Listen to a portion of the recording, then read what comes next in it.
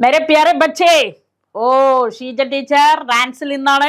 ഏവർക്കും റാൻസിലേക്ക് സ്വാഗതം. അപ്പൊ നമ്മള് പാഠത്തിന്റെ കണ്ടന്റ് ആണ് പറഞ്ഞുകൊണ്ടിരിക്കുന്നത്. ടാക്കൂർ കാക്കുവാണ് നെക്സ്റ്റ് പാഠം. കഹാനിയാണ്, പ്രേംചന്ദ് ആണ്. ഇതിലെ മെയിൻ പോയിന്റ് ജാതി പ്രഥ അഭിശാപാണ്. പഴയ കാലത്ത് മാത്രമല്ല ഈ കാലത്തും രാജ്യത്തിന്റെ ഓരോ മുക്കിലും മൂലയിലും ജാതീയത തീക്ഷ്ണമായിട്ട് നടന്നുകൊണ്ടിരിക്കുന്നു.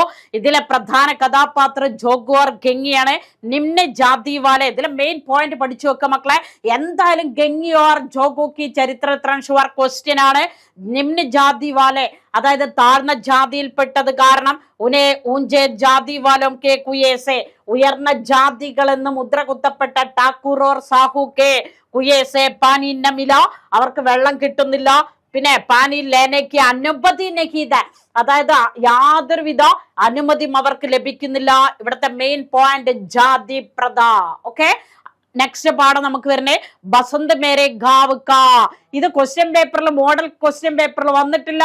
ഷുവർ ക്വസ്റ്റ്യൻ പബ്ലിക് എക്സാം ഓർത്ത് വെച്ചോളാം.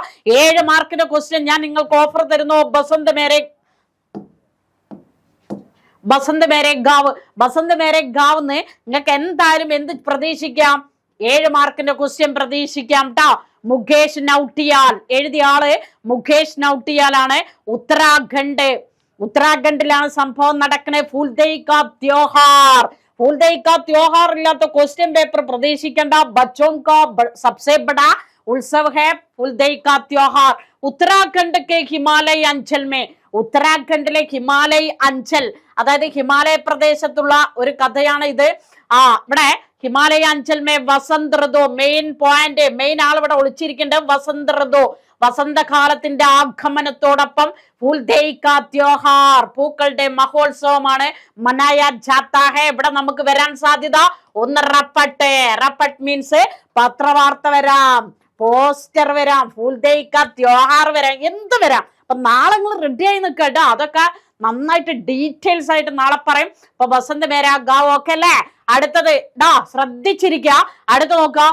ദിശാഹീൻ ദിശ എഴുതിയ ആള് മോഹൻ രാകേഷ് അല്ലെ. ഇന്ത്യയിലെ ഏറ്റവും വലിയൊരു നല്ലൊരു എഴുത്തുകാരനാണ് മോഹൻ രാകേഷിന്റെ യാത്രാ വിവരണമാണ്. ഭോപ്പാൽ തടാകത്തിലെ ബൂഢാ മല്ലാഹ് അബ്ദുൽ ജബ്ബാർ ഓർ ദോസ്ത് അവിനാശ് കെ സാത്ത് കി സൈർ മോഹൻ രാകേഷ് കെ ലിയെ മസേദാർ ദി. ഈ മോഹൻ രാകേഷ് എന്ന എഴുത്തുകാരനോട് ചോദിച്ച ചോദ്യത്തിന് അദ്ദേഹം പറഞ്ഞത് എനിക്ക് യാത്ര ചെയ്യാനാണ് ഇഷ്ടം. അതുകൊണ്ട് അദ്ദേഹം ജോലി രാജിവെച്ച് യാത്രക്ക് പുറപ്പെടുകയാണ്. അദ്ദേഹം ഫസ്റ്റ് സ്റ്റെപ്പ് കന്യാകുമാരിയിലേക്ക് വെച്ചു. പക്ഷേ അങ്ങോട്ട് പോകാൻ അവസാനം അന്തിം പടവായിട്ട് നിശ്ചയിച്ചു ഭോപ്പാൽ തടാകത്തിൽ. അദ്ദേഹത്തിന്റെ ഫ്രണ്ട് അവിനാശ്, ഹിന്ദി ദിനപത്രത്തിന്റെ എഡിറ്റർ ആയിട്ടുള്ള അവിനാശ് കൊണ്ടുപോകുന്നു. ആ സമയത്ത് നമ്മുടെ തോണിക്കാരൻ ബൂഠേ മല്ലാഹ് വൃദ്ധനായ തോണിക്കാരൻ അബ്ദുൽ ജബ്ബാർ വെരി इंपॉर्टेंट कथापात्र है अब्दुल जब्बार. उसका ചരിത്ര ചിത്രം വെരി ഇമ്പോർട്ടന്റ്. ഈ ചരിത്ര ചിത്രം മീൻസ് ക്യാരക്ടർ സ്കെച്ച് എന്തായാലും സാധ്യത കൂടുതലാണ്. ഓർ ദോസ്ത് അവിനാശിന്റെ കൂടെ ആ ഭോപ്പാൽ തടാകത്തിൽ യാത്ര ചെയ്ത രാത്രി 11 മണിക്ക് നിശബ്ദതയില് ആ ഓളങ്ങളിൽ എന്ത് ചെയ്തു? യാത്ര ചെയ്തൊരു കഥയാണ് ദിശാഹീൻ ദിശ. വെരി സിമ്പിൾ പാടാണ്. അപ്പൊ നാളെ അത് നന്നായിട്ട് ഡീറ്റെയിൽസ് ആയിട്ട് കാണാം, കേൾക്കാം. അടുത്ത നമുക്ക് വരാൻ പോകുന്നത് ബച്ചേ കാം പർ ജാ രഹേ ഹൈ. മോഡൽ എക്സാമിന് ഇതിന്റെ ആശയം വന്നു. കവിത രാജേഷ് ജോഷിയാണ്. നമുക്ക് പോസ്റ്റർ വരാൻ സാധ്യത കൂടുതലാണ്. ബച്ചിപ്പാൻ നമുക്ക് ഏവർക്കുമുള്ള ഒരു കുട്ടിക്കാലം ഉണ്ടായിരുന്നു അല്ലെ. ഓർക്കുമ്പോൾ വീണ്ടും നമുക്ക് ആ കുട്ടിക്കാലത്തേക്ക്, ആ നിഷ്കളങ്കമായിട്ടുള്ള കാലത്തേക്ക് പോകാൻ ഇഷ്ടപ്പെടുന്നു. അങ്ങനെയുള്ള ഒരു കവിത രാജേഷ് ജോഷിയുടെ പ്രസിദ്ധമായ കവിത ആണ് ബച്ചേ കാം പർ ജാ രഹേ ഹൈ. കുട്ടികൾ ജോലിക്ക് പോയിക്കൊണ്ടിരിക്കുന്നു. ബച്ചപ്പൻ ഖേൽനെ ഓർ പഠനെ കാ സമയ ഹൈ. കുട്ടിക്കാലം എന്ന് പറയുന്നത് പൂമ്പാറ്റകളെ പോലെ പാടി ഉല്ലസിച്ച് കളിക്കാനും പഠിക്കാനുമുള്ള സമയമാണ്. ഉനെ ജീവൻ ദോ ബാലശ്രം അഭിശാപ് ഹൈ. അവർക്ക് ജീവൻ, ചിറകുകൾ മുളപ്പിക്കുക കുട്ടികൾക്ക്. ബാലശ്രം അഭിശാപമാണ്. ഇതിലെ മെയിൻ പോയിന്റ് എന്ന് പറയുന്നത് ബാലശ്രമാണ്. ബാലവേല അതായത് ബാലവേല ചോടോ. ജൂൺ 12 ബാലവേല വിരുദ്ധ ദിനം. അതൊരു അഭിശാപം തന്നെയാണ്. ഇന്നത്തെ കുട്ടിയാണ് നാളത്തെ പൗരൻ. ആജ് കാ ബച്ച കൽ കാ നാഗരിക. ഇന്നത്തെ കുട്ടിയാണ് നാളത്തെ പൗരൻ. ഇന്നത്തെ അതായത് നാളത്തെ രാഷ്ട്രത്തിന്റെ ഭാവി കിടക്കുന്ന ഇന്നത്തെ കുട്ടികളിലാണ്. അപ്പൊ ബാലശ്രം അഭിശാപമാണ്. സമാജ് സേ ബാലശ്രം കോ ഹട്ടാനാ ചാഹിയെ, സമൂഹത്തിൽ നിന്ന് ബാലവേലയെ എന്ത് ചെയ്യാം, ഹട്ടാനാ ചാഹിയെ, ഇല്ലാതാക്കിയേ പറ്റൂലേ. അതാണ് 9ാമത്തെ പാഠം. അടുത്ത് 10ാമത്തെ പാഠം ശ്രദ്ധിക്കുക, ഗുട്ടലി തോ പരായി ല്ലേ. ഇത് വന്നിട്ടില്ല, വെരി ഇമ്പോർട്ടന്റ് ചാപ്റ്റർ ഗുട്ടലി തോ പരായി. അപ്പൊ നാളത്തെ പാഠഭാഗങ്ങളില് നാളത്തെ ക്ലാസ്സില് ഗുട്ടലി തോ പരായി ഒക്കെ നന്നായിട്ട് ഡീറ്റെയിൽസ് ആയിട്ട് പറയട്ടോ. ഗുട്ടലി തോ പരായി കഹാനി കനക് ശശി, എഴുതിയ ആളെ പേര് കനക് ശശി. ഗുട്ടലി കെ ഗർവാലെ ഉസ് പരായി അമാനത്ത് മാൻതേ ഹൈ. ഇവിടെ ഗുട്ടലി എന്ന ഈ കുട്ടിയെ, 14 വയസ്സുള്ള ഈ കുട്ടിയെ വീട്ടുകാർ അവളെ പരായി അമാനത്ത് മാൻതേ ഹൈ, മറ്റുള്ളവന്റെ ധനമായിട്ട് കാണുന്നു. സ്ത്രീ ഒരു ധനം തന്നെ അല്ലെ.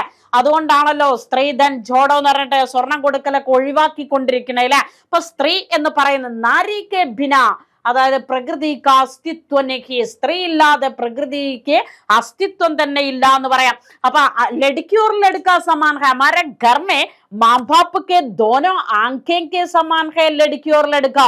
നമ്മുടെ വീട്ടിലെ പെൺകുട്ടികൾ എന്താ, അമ്മയുടെയും അച്ഛന്റെയും ദോനോ ആങ്കേ, പെൺകുട്ടികളും ആൺകുട്ടികളും അമ്മയുടെയും അച്ഛന്റെയും 2 കണ്ണുകൾക്ക് സമാനാണ് അല്ലെ. അപ്പൊ ഇവിടെ പറയണേ പരായി അമാനത്താകുന്നു എന്നാണ് വീട്ടുകാരുടെ നിഗമനം. പെൺകുട്ടി എന്നാൽ ഇവിടെ അല്ല, ഒരു 18 വയസ്സ് വരെ അവൾ ഇവിടെ ഉള്ളു, ബാക്കിയൊക്കെ അവൾ പോവാണ്, ഭർത്താവിന്റെ വീട്ടിലാണ്.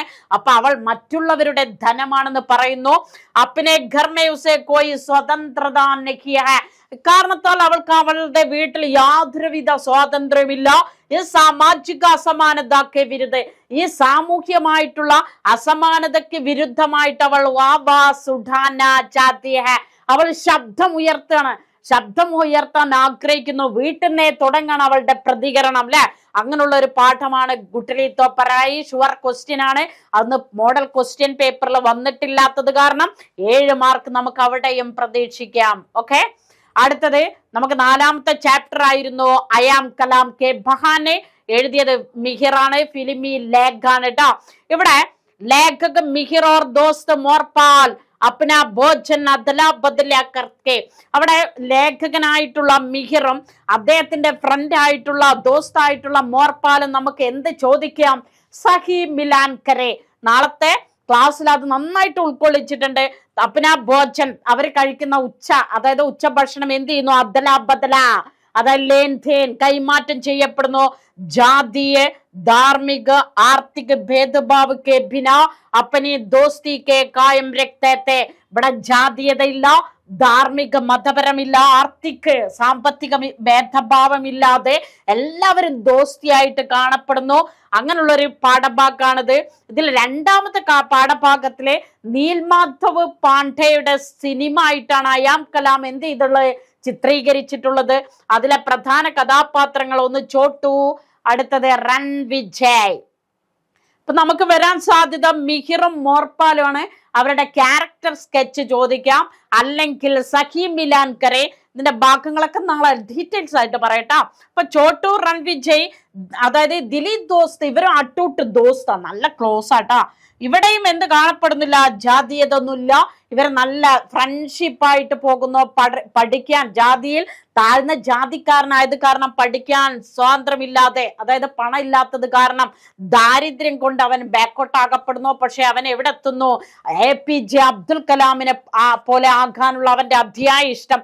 നമ്മളൊരു എയിമാണ് കണ്ടെത്തുന്നത്, നമുക്കൊരു ലക്ഷ്യമാണ് പ്രധാനമെങ്കിൽ മാർഗം എന്തു ആയിക്കോട്ടെ ലക്ഷ്യത്തിൽ എത്തിയേ ചേരൂ. അപ്പൊ എന്റെ പൊന്നുമക്കളെ, നാളത്തെ ക്ലാസ്സുകൾ മറക്കണ്ട.